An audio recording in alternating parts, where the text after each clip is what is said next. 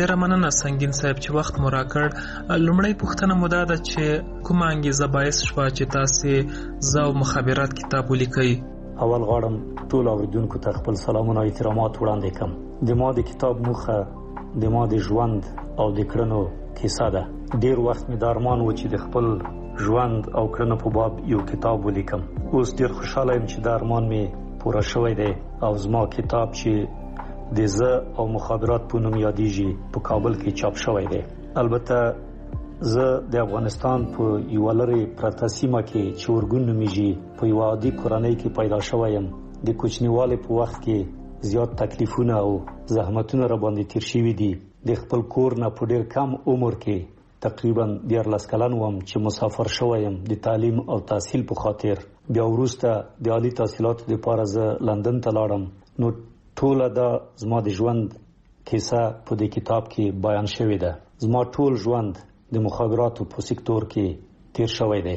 د 15 کلنۍ نه زه د مخابراتو سکتور ته شامل شوی یم. که تعلیم و که تحصیل و او که زما ټول کارونه و ټول د مخابراتو برخه کې وو. تاسو ته معلومه ده چې زه په افغانستان کې 2 کاله د مخابراتو د وزارت مشاور او بیا 10 کاله د مخابراتو او معلوماتي ټکنالوژي وزیر وم.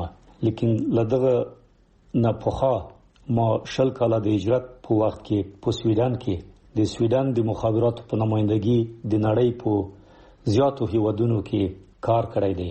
په لږونو هیوادونو کې مو د موبایل جوازونو د لاسته راوړنې لپاره او بیا په هغو ملکونو کې د شرکتونو د ایجادولو په برخه کې موږ کار وکړ او دا شرکتونه تر نن پورې د سویډن لپاره عاید راوړي.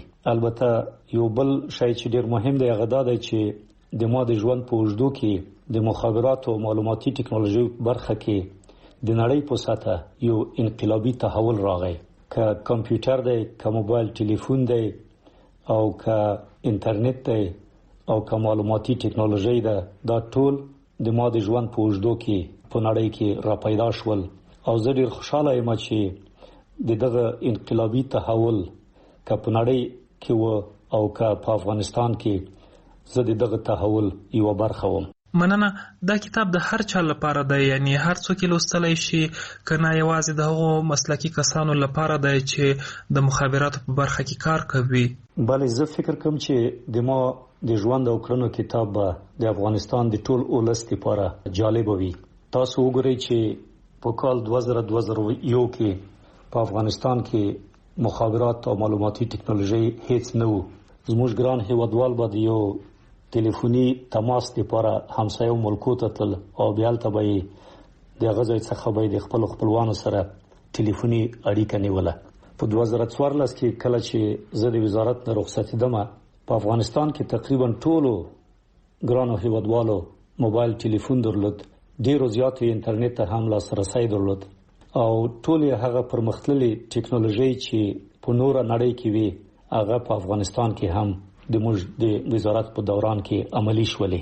دلته په کتاب کې دا ټول لاسته راوړنې او کړنې بیان شوي دي، لیکن د دې سره په څنګ کې دا هم بیان شوي دي چې څنګه موږ دغه لاسته راوړنې ترلاسه کړلې، څنګه یو مناسب چاپیریال مو د موافقت لپاره رامنځته کړ، څنګه مو پالیسی جوړ کړه، څنګه مو قوانین جوړ کړل او څنګه مو اداره جوړ کړه. د سالم مدیریت په برخه کې، د ټیم جوړولو په برخه کې، اصول ته د پابندۍ په برخه کې او د شفافیت په برخه کې، په دغه ټولو برخو کې په کتاب کې په تفصیل سره لیکنه شوې ده.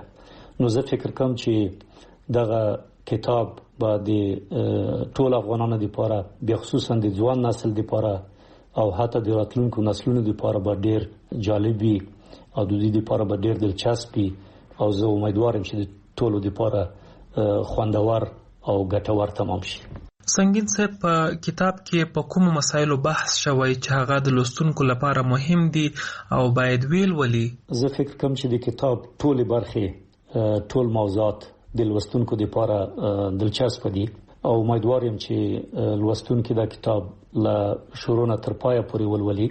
البته په کتاب کې لکه څنګه چې مارز وکړه زما د ژوند کیسه راغلی ده او د دې سره په څنګ کې ټول هغه لوی کارونه چې موږ د مخابرات او معلوماتي ټکنالوژي په برخه کې وکړل هغه ټول بیان شوی دي، البته په ډیر مختصر توګه سره او په غیر تخنیکی کلماتو سره دا کتاب لیکل شوی دی.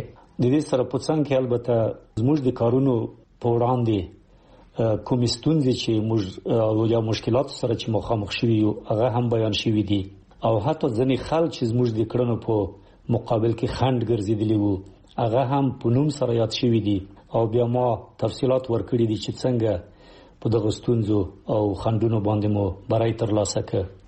په دې کتاب کې البته د زموږ د کړنو تاثیرات په ټولنه باندې چې په ټولنه باندې په اقتصادي او اجتماعي برخو کې څه تاثیر درلوده. تاسو وګورئ د مخابراتو سکتور زما د لاس کالو د وزارت په دوره کې $1.5 میلیارډ دولت عاید راوړل. د دې سره په څنګ کې 140,000 نفر ته د کار زمينه مساعده شوه، او دغه برسیره د هر کال د بودیجې یا د هر کال د دولت د عاید 12% عاید د مخابراتو د سکتور څخه و. نو دا ټول موضوعات په کتاب کې په تفصیل سره راغلي دي، مستند توګه الته ګرافونه دي، الته عکسونه دي، د هر موضوع تاریخ او په ډیر وضاحت سره ټول شان په وضاحت سره الته لیکل شوی دي. د فساد مخنیوي هم یو ډیره مهمه موضوع ده چې موږ څنګه وکړای شو چې د مخابراتو سکتور کې شفافیت وساتو او د فساد مخنیوي وکړو. افغانستان کې ډیر تقلبي سرمایه‌ګزاران راغلل غوښتل چې د افغانستان ولس په تقلبي شکل سره د دوی پیسې غلا کړي. دغه مثال الکترونیکی تجارت دی او یا مقناطیسي کارت و. دا خلکو چې غوښتل چې د تقلب د لارې نه د افغانستان د ولس پیسې خپل جیبو کې واچوي. په کتاب کې دا ټول په تفصیل سره بیان شوی دي چې څنګه موږ د دوی مخنیوي وکړو. نو البته ډیر نور موضوعات دي، زه امیدوار یم چې لوستونکي ټول دا ولولي او زموږ په کړنو باندې زموږ د کړنو په مقابل کې پښتونځو باندې مشکلاتو باندې خنډونو باندې ځانونه خبر کړي. سنگین صاحب، اوس چې د ټکنالوژي دور دی، ویل کېږي چې په انلاین دنیا کې خوندیتوب نشته. تاسو چې د مخابراتو وزارت د وزیر په توګه کار کړی، کراته وایي چې د افغانستان مخابراتي سیستم څومره خوندي دی، لکه د برېښنايي تذکرو یا ځینې نور سرورونه چې دي، او همدا ډول شخصي مکالمې او مراسلات څومره خوندي دي. همایون جان، دا هم ډیره مهمه موضوع ده.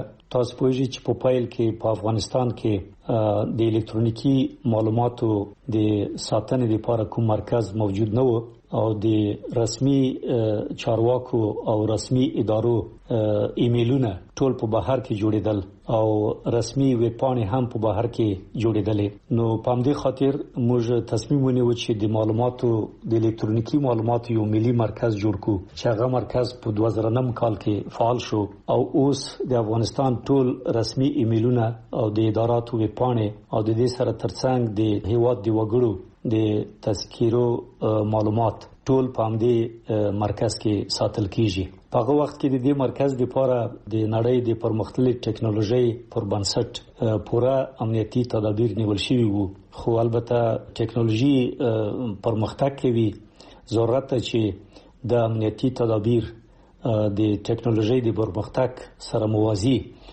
نوي شي. زه امیدوار یم چې دا نوي شي وي او هغه معلوماتونه چې په ملي مرکز کې اوس ساتل کیږي، د ملي معلوماتو مرکز کې ساتل کیږي، هغه ټول خوندي وي.